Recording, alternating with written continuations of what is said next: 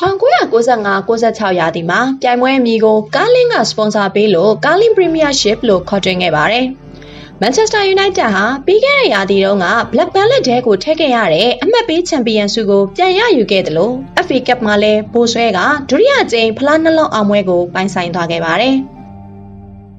United နီးပြ Ferguson ဟာအသင်းကိုသွေးသွင်းလောင်းမယ်ဆိုတဲ့ရည်ရွယ်ချက်နဲ့ဝါရင်ကစားသမားတွေဖြစ်ကြတဲ့ Paul Ince, Mark Hughes နဲ့ Kanchelskis တို့ကိုရောင်းထုတ်ခဲ့ပါတယ်။လူသစ်လုံးဝမခေါ်ခဲ့ပါဘူး။အဲ့ဒီအစားလူငယ်အကယ်ဒမီကနေစီနီယာအသင်းကြီးစီကိုရောက်လာတဲ့ Nicky Butt, David Beckham, Paul Scholes, Neville ညီနောင်နဲ့ Ryan Giggs တို့လိုလူငယ်လေးတွေရဲ့လက်ထဲကိုအသင်းရဲ့အနာဂတ်တွေလက်ပြောင်းလဲခဲ့ပါတယ်။ Steve Bruce, Roy Keane, Peter Schmeichel တို့လိုကစားသမားတွေကဒီလူငယ်တွေကိုဥဆောင်ခဲ့ပြီးတော့အောက်တိုဘာမှာ၈လပွဲပယ်ပြည့်သွားပြီးပြန်ရောက်လာတဲ့ကန်တိုနာကလည်းဘက်ခန်တို့အဖွဲ့ရဲ့ခေါင်းကင်ဖခင်ဖြစ်ခဲ့ပါတယ်။ရာသီအဖွင့်ပွဲမှာ Aston Villa ကို 3-1 နဲ့ရှုံးနိမ့်ခဲ့အပြီးမှာ Ferguson ရဲ့လူငယ်တွေပေါ်အားထားမဲ့စီမံကိန်းကိုမီဒီယာသမားတွေကပြည့်ရပြုခဲ့ကြပါတယ်။အဲ့ဒီထဲမှာတော့ Alan Hansen ရဲ့ဒီကောင်လေးတွေနဲ့ဘာဖလားမှရမှာမဟုတ်ပါဘူးဆိုတဲ့မှတ်ချက်စကားဟာဒီကနေ့ထိအမှတ်တရဖြစ်စေခဲ့တာပါ။ David Ginola စံချိန်တင်ပြောင်းရွှေ့ကြေးရှင် Les Ferdinand တို့ဦးဆောင်တဲ့ Newcastle ဟာနှစ်သက်ကူကာလမှာ Manchester United ကို12မှတ်အထိဖြတ်ထားခဲ့ပါတယ်။ဒါပေမဲ့နောက်ပိုင်းမှာ United ကအမှားနည်းတဲ့နဲ့အောင်ကစားပြီးတော့ Newcastle ကိုပြန်ကျော်တက်သွားခဲ့ပါတယ်။ရာသီပိတ်ပွဲစဉ်မှာတော့ Middlesbrough ကို 3-0 နဲ့အနိုင်ကစားပြီး United တို့အမှတ်ပေးချန်ပီယံဖြစ်လာခဲ့ပါတယ်။ဒီရာသီဟာ Premier League သမိုင်းမှာအမှတ်ကွာဟမှုအများဆုံးအနေအထားကနေပြန်လိုက်မီအောင်ကစားနိုင်တဲ့ရာသီအဖြစ်နာမည်ကျော်ခဲ့တယ်လို့ United နီးပြ Ferguson နဲ့ Newcastle နီးပြ Kevin Keegan တို့ရဲ့စကားလုံးတိုက်ပွဲတွေစိတ်သက်စစ်စင်ရေးတွေကလည်းစိတ်ဝင်စားစရာဖြစ်ခဲ့ရပါတယ်။အာဆင်နယ်ကတော့ Bolton ကိုတန်းတက်လာအောင်ဆွမ်းဆောင်ပေးခဲ့တဲ့ Bruce Rioch ကိုလစ်လက်သွားတဲ့နီးပြနေရာမှာခန့်အပ်ခဲ့ပါတယ်။ Inter Milan က Netherlands star Dennis Bergkamp ကိုစံချိန်တင်ပြောင်းရွှေ့ခြင်းနဲ့ခေါ်ယူပြီးတိုက်စစ်နဲ့ပိုင်ဆိုင်မှုအသားပေးတဲ့ကစားကွက်ကို Rioch ပုံဖော်ဖို့ကြိုးစားခဲ့ပါတယ်။ဒါပေမဲ့ Premier League ဆိုတာခြားနားတဲ့ league ခြားနားတဲ့ဖိအားတွေရှိရဲဆိုတာကို Rioch သဘောပေါက်ခဲ့ရပါတယ်။ရှင်းနှစ်တုန်းကအဆင့်7ရခဲ့တဲ့အာဆင်နယ်ကိုအဆင့်9နဲ့ရာသီပိတ်သိမ်းစေခဲ့ပြီးတော့ UEFA Cup ဝင်ခွင့်ရအောင်လုပ်ပေးခဲ့နိုင်တာကဘိုးဖွဲ့ဝင်တွေအတွက်ကျင်းနေစရာမဖြစ်စေခဲ့ပါဘူး။အပြောင်းရွှေ့ကိစ္စတွေနဲ့ပတ်သက်ပြီးအသင်းဒုကထ David Dane နဲ့အငင်းခုန်ဖြစ်ကြရာကနေနောက်ရာသီမစခင်လေးမှာပဲ Bruce Rioch တယောက်အာဆင်နယ်နဲ့လမ်းခွဲခဲ့ရတော့တာပါပဲ။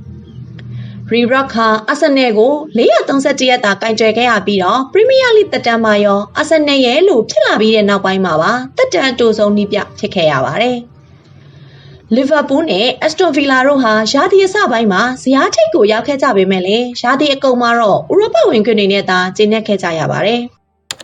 ။နောက်ရာသီ1996-99မှာလည်း Manchester United ပဲထပ်မံပို့ဆွဲခဲ့ပြန်ပါတယ်။ Newcastle နဲ့ Liverpool တို့ဟာ United နဲ့ချန်ပီယံဆုအတွက်အားပြိုင်ခဲ့ကြပေမဲ့လည်းအရေးပါတဲ့ထိပ်တိုက်တွေ့ဆုံပွဲတွေမှာအရေးနှိမ်ခဲ့ကြရပါတယ်။ဒီရာသီဟာအသင်းတွေအမှားများတဲ့ရာသီဖြစ်ခဲ့ပြီးတော့ Manchester United ဟာ85မှတ်ထဲနဲ့ချန်ပီယံဖြစ်ခဲ့တာပါ။ဒါဟာ Premier League သမိုင်းမှာအမှတ်အနည်းဆုံးနဲ့ချန်ပီယံဖြစ်ခဲ့တဲ့နှစ်ပါပဲ။ United နှစ်ဆက်ချန်ပီယံထပ်ဖြစ်ခဲ့ပေမဲ့လည်း1996-99 ရာသီရဲ့အဓိကဆက်ဆောင်ကတော့ Middlesbrough ပဲဖြစ်ခဲ့ပါတယ်။နာမည်ကြီးနီးပြ Brian Robson ရဲ့ Middlesbrough ဟာရာသီသစ်အတွက်တေချာပြင်ဆင်ပြီးတော့ Fabrizio Ravanelli, Emerson တို့လိုကစားသမားတွေကိုဈေးကြီးပေးခေါ်ယူအပ်ဖြည့်ခဲ့ပါတယ်။ FA Cup နဲ့လိဖလားတွေမှာလည်းဘူလူပွဲတွေစီရောက်ခဲ့ပါတယ်။ဒါပေမဲ့ Premier League မှာတော့မရှင်သန်နိုင်ခဲ့ပါဘူး။ရာသီပိတ်နောက်ဆုံးပွဲစဉ်အပြီးမှာသူတို့တန်းဆင်းခဲ့ကြရပါတယ်။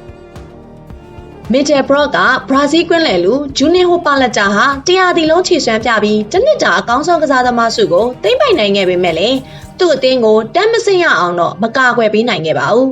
။ရာသီအကုန်မှာတော့ Manchester United ကို9ရာသီမှာအမှတ်ပေးချန်ပီယံ4ချိန်ဖြစ်အောင်အဓိကစွမ်းဆောင်ပေးခဲ့တဲ့တိုက်စစ်မှု Eric Cantona ဟာဘောလုံးကစားခြင်းကနေအနားယူသွားခဲ့ပါတယ်။ Andy Cole နဲ့လူသစ် Ole Gunnar Solskjaer တို့ပဲကျန်တော့တဲ့တိုက်စစ်အတွက် Ferguson လူသစ်ရှာဖွေခဲ့ရပြီး Tottenham Hotspur က32နှစ်အရွယ်အင်္ဂလန်တိုက်စစ်မှု Teddy Sheringham ကိုခေါ်ယူခဲ့ပါတယ်။ Manchester United နဲ့ဥရောပအင်အားကြီး Real Madrid တို့ဟာ Blackburn ရဲ့ဂိုးသွင်းရှင် Alan Shearer ကိုနွေရာသီမှာအရခေါ်ဖို့ကြိုးစားခဲ့ပါတယ်။ ဒါပေမဲ့နယူးကာဆယ်မြို့သားဖြစ်တဲ့ရှီယာဟာသူငငယ်ကအားကျခဲ့တဲ့ Kelvin Keegan နယူးကာဆယ်နီးပြဖြစ်လာပြီးမှတော့ Keegan ရဲ့ဆွဲဆောင်မှုနောက်ကိုလိုက်ခဲ့ပြီးတော့ Black Band ကနေနယူးကာဆယ်ကိုပြောင်းရွှေ့သွားခဲ့ပါတယ်။အဲ့ဒီအချိန်တုန်းကအလန်ရှီယာရဲ့ပြောင်းရွှေ့ခြင်းဟာစတာလင်ပေါင်15တန်းဖြစ်ခဲ့ပြီးတော့ကမ္ဘာအမြင့်ဆုံးပြောင်းရွှေ့ခြင်းအဖြစ်စံချိန်တင်ခဲ့ပါတယ်။ FA Cup မှာတော့ Chelsea အသင်းပူဆွဲခဲ့ပါတယ်။အင်္ဂလန်နီးပြရာထူးကိုရယူလိုက်တဲ့ Glenn Hoddle ရဲ့နေရာကိုကွင်းလယ်လူ Ruud Gullit နဲ့အစားထိုးခဲ့ပါတယ်။ Gullit ဟာ Chelsea မှာကစားသမားနီးပြအဖြစ်တာဝန်ယူခဲ့ပြီးတော့သူ့ရဲ့ချိတ်ဆက်မှုတွေကတဆင့် Frank Lampard, Roberto Di Matteo, Gianluca Vialli, Gianfranco Zola တို့လိုစတားကစားသမားတွေရောက်လာစေခဲ့ပါတယ်။ Bruce Rioch ကိုထုတ်ပယ်ခဲ့တဲ့အာဆင်နယ်ဟာယာတီတစ်ကိုယာယီနီးပြ2ယောက်နဲ့စဖွင့်ခဲ့ရပြီးတော့နီးပြတစ်အတွက်ရှာဖွေမှုလုပ်ခဲ့ရပါတယ်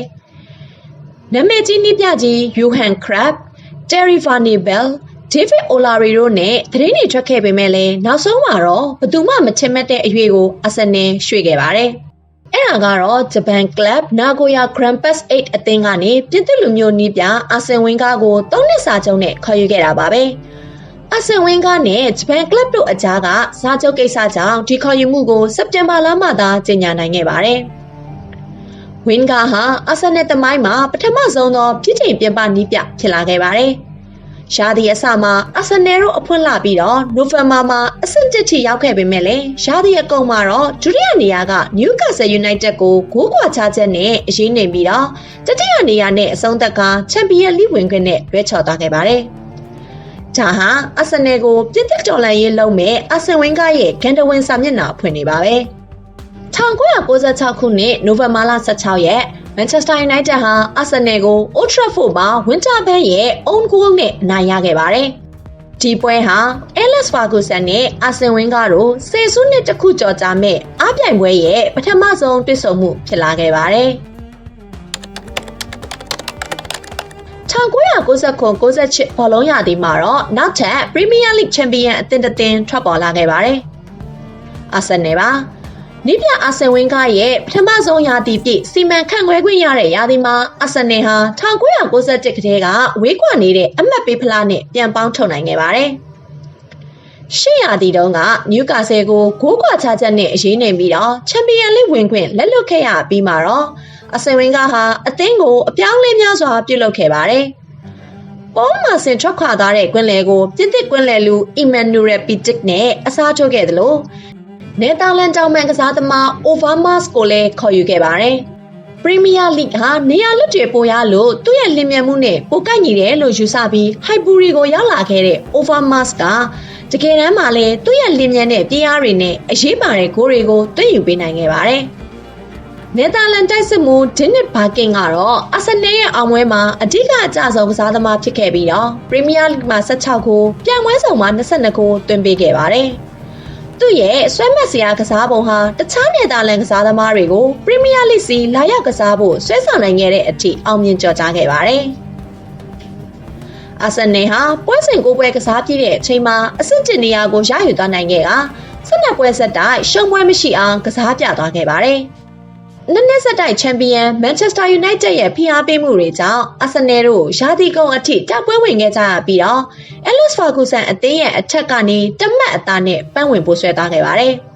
။အာဆင်နယ်ရဲ့အောင်ပွဲကဒီမှာမပြီးခဲ့ပါဘူး။ FA Cup မှာလည်းနယူးကာဆယ်အသင်းကိုအနိုင်ရပိုးဆွဲခဲ့ပြီးတော့ဖလားနှလုံးအောင်ပွဲကိုရယူနိုင်တဲ့နောက်ထပ်တစ်သင်းဖြစ်လာခဲ့ပါတယ်။မန်ချက်စတာယူနိုက်တက်ကတော့ရာသီအဖွင့် Charity ဒိုင်းကလွဲရင်ဘာဖလားမှမရခဲ့ပါဘူး။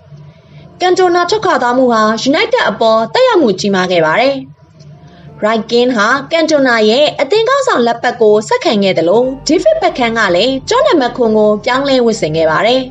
။ Liverpool မှာ18နှစ်သားတိုက်စစ်မှုလေး Michael Owen ထွန်းတောက်လာပါတယ်။မနစ်ကရာသီမှာစတင်မိတ်ဆက်ခဲ့တဲ့ Owen ဟာ69-98ရာသီမှာ18ဂိုးသွင်းခဲ့ပြီးတော့ Dion Dublin,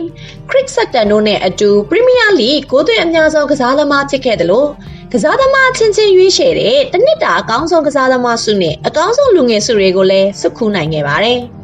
။ Chelsea ကတော့အဆင့်4နဲ့ရာသီပိတ်သိမ်းပြီးတော့ဥရောပဝင်ခွင့်ရသွားခဲ့ပါတယ်။ အသင်းပိုင်ရှင် Cam Bates နဲ့ပြဿနာဖြစ်ပြီးတော့ February မှာအသင်းနဲ့လမ်းခွဲသွားခဲ့တဲ့နီးပြ Ruud Gullit ရဲ့နေရာကိုတိုက်စစ်မှုကြီး Vialli ဟာကစားသမားနီးပြအဖြစ်ဝင်ရောက်တာဝန်ယူခဲ့ပြီးတော့အောင်မြင်စွာရာသီပိတ်သိမ်းနိုင်ခဲ့ပါတယ်။